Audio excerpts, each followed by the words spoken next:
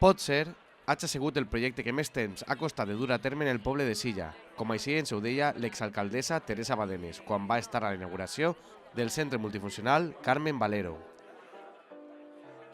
Tinc l'honor d'haver posat la primera pedra en aquest edifici, però avui és un dia per a commemorar, perquè avui és un dia especial i estic de veritat superemocionada. I és que divendres 11 de maig, Silla es va vestir de gala per a inaugurar unes infraestructures culturals més que merescudes per al poble, que portaran el nom de Carmen Valero. La jornada va estar amenitzada per un grup de jazz, seguida dels discursos de les diferents autoritats presents, com ara Valentín Mateos, regidor de Cultura i Memòria Històrica, que destacà també els valors de Carmen Valero, professora represaliada durant el franquisme.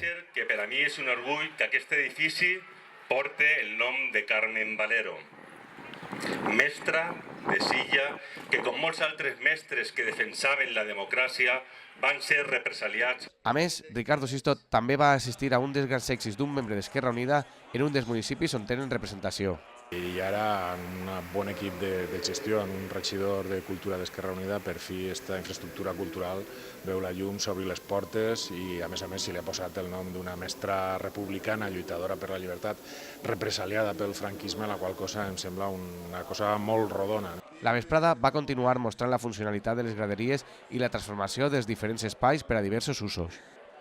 Valentín Mateos es mostrava molt content de complir amb un dels objectius d'esta legislatura. Crec que era un repte fer que aquest edifici al final poguera ser una realitat i al final era una de les necessitats que tenien des del punt de vista de cultura. A partir d'ara podrem fer cinema de reestreno, podrem millorar les nostres obres teatrals, podrem millorar també qualsevol tipus de documental.